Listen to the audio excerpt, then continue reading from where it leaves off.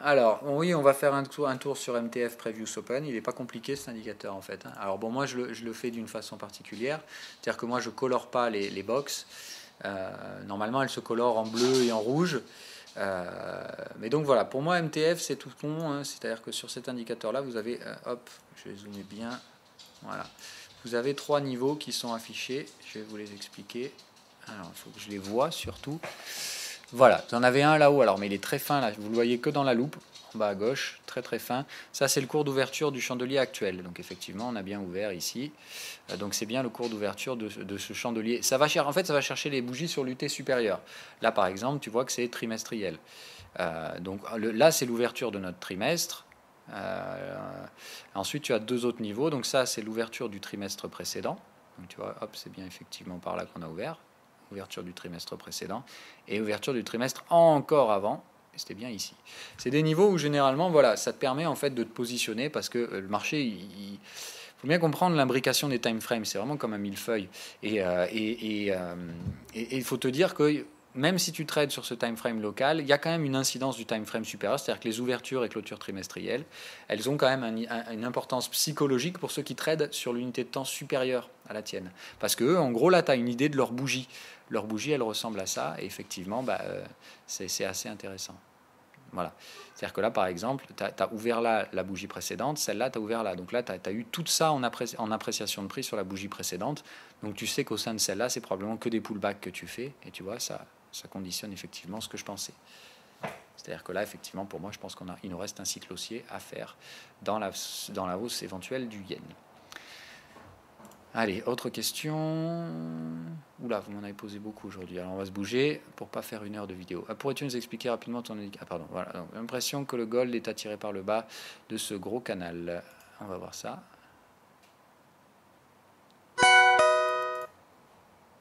Oui, c'est possible. C'est possible. C'est pas, je l'avais pas vu, tu vois, très honnêtement. Je n'avais pas vu cette truc-là. Maintenant, le haut de ce canal est tellement énorme, ça m'étonnerait que derrière on vise les 1500 et quelques dollars l'once. Hein. Ou alors là, il faut vraiment qu'il y ait une chute, il faut qu'il y ait un cataclysme réel. Mais voilà, là, si tu veux, le risque, c'est quand on arrive dans ces zones-là, si tu veux, c'est soit d'un coup, bam, on en ressort brutalement, soit le risque, c'est qu'on continue et qu'on casse le support. Et dans ce cas-là, comme je te dis, je pense que le marché pourra chuter assez loin. Et dans ce cas-là, je ne veux pas vraiment rester acheteur de ce truc-là. Je préfère laisser ceux qui manipulent, leur laisser des pertes. Mais encore une fois, moi, ça ne me gêne pas, si tu veux, de laisser des pertes spéculatives. Quand je spécule et que les mecs qui manipulent le marché me défoncent les stops spéculatifs, ça ne me coûte rien. Moi, ce qui m'importe, c'est que le jour où je vais les prendre, ces mecs-là, à contre-pied, je vais mettre du levier après. Et évidemment, ça remboursera toutes les petites pertes en cours de route, tous les petits ratés dus aux manipulations. Et comme en plus derrière, moi, un marché manipulé, j'hésite pas derrière à foutre du levier. Hein. Mais que quand c'est validé. Et quand je sais que la manipulation est plus en place, que le marché va devoir se recaler. Et dans ce cas-là, je sais qu'il y a très peu de risques, entre guillemets, à mettre des leviers dans ces marchés-là. Donc c'est patience, hein, mais le gold, il est clair que c'est un marché que je traiterai avec levier le moment venu.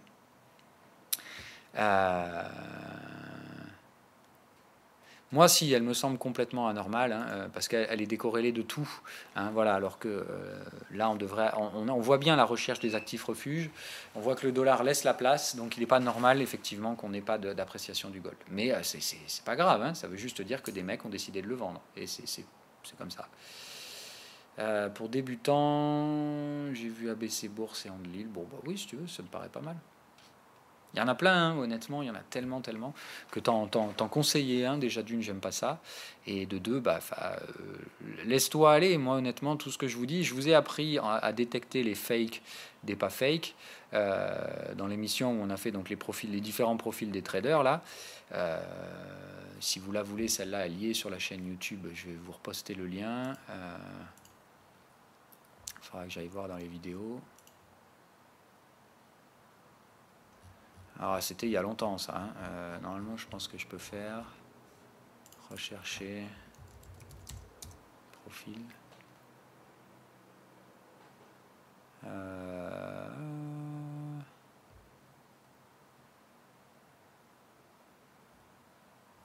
Ils n'ont rien filtré du tout là. Ah oui non, titre de la vidéo.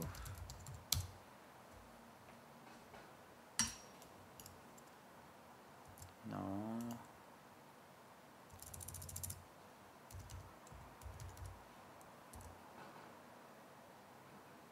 Voilà, comment profiler un trader sur le web. Donc celle-là, vous la regardez, je vais vous copier le lien, du coup je vous le mettrai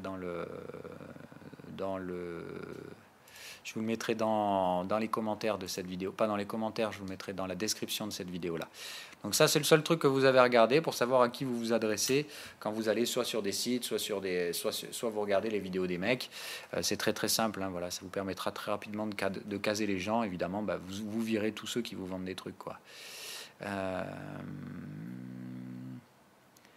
Oui, mais General Electric, c'était une action où il fallait être patient, pardon, et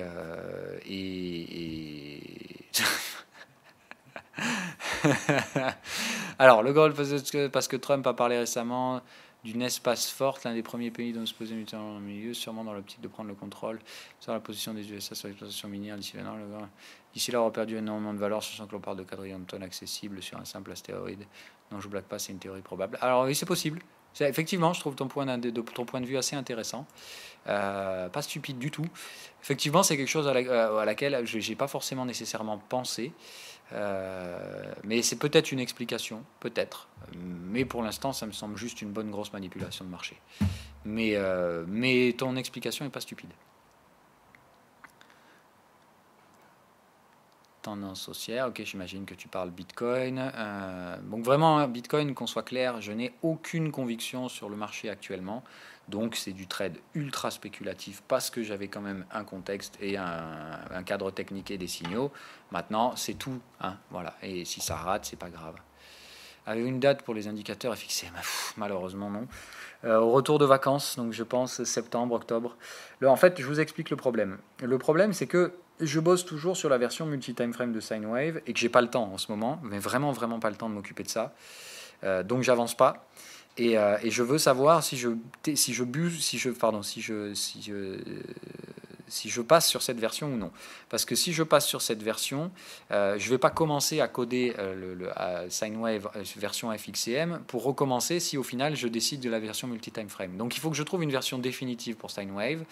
Et après, j'y touche plus, hein, qu'on soit bien d'accord. Soit je garde la version actuelle, soit je passe en multi-time frame. Ensuite, je le code sur FXCM. Ensuite, je le code sur MT4. Ensuite, je le code sur PRT. Ensuite, je le code sur NinjaTrader. Donc ça, c'est le projet de fin d'année, début d'année prochaine. Bloquer, finir le boulot sur Sine Wave. Momentum, le boulot est fini. Hein. Voilà, il n'y a plus que des petites updates quand je vois un truc qui chie, mais c'est tout. Celui-là, il est déjà pratiquement prêt sur la version Trading Station, mais ça ne sert à rien de vous le donner sans vous donner Sine Wave. Donc j'attends que les deux soient prêts. Quand les deux sont prêts, je vous fais l'update FXCM. Vous serez les premiers servis, hein, qu'on soit clair.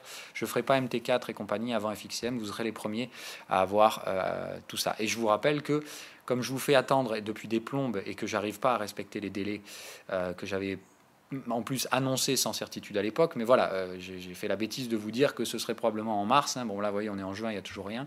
Je vous rappelle que vous avez accès gratos aux indicateurs sur TradingView, hein. C'est-à-dire que tous ceux qui ont des versions FXCM, vous avez accès à TradingView jusqu'à ce que je vous fasse la mise à jour. Je vous donne l'accès, c'est normal, hein, comme je vous fais attendre plus que de raison, je vous donne l'accès aux versions TradingView en attendant, comme ça vous avez quelque chose d'exploitable, en attendant que je vous mette tout ça sur la TS. Oui, mais je comprends après qu'elles sont longues pour certaines personnes, et c'est vrai que se bouffer plus d'une heure de vidéo dans une journée, c'est un peu lourd, quoi. Bonjour, un site pour gagner de l'argent, toi tu dégages. Allez, spam. Allez, bye bye, à demain.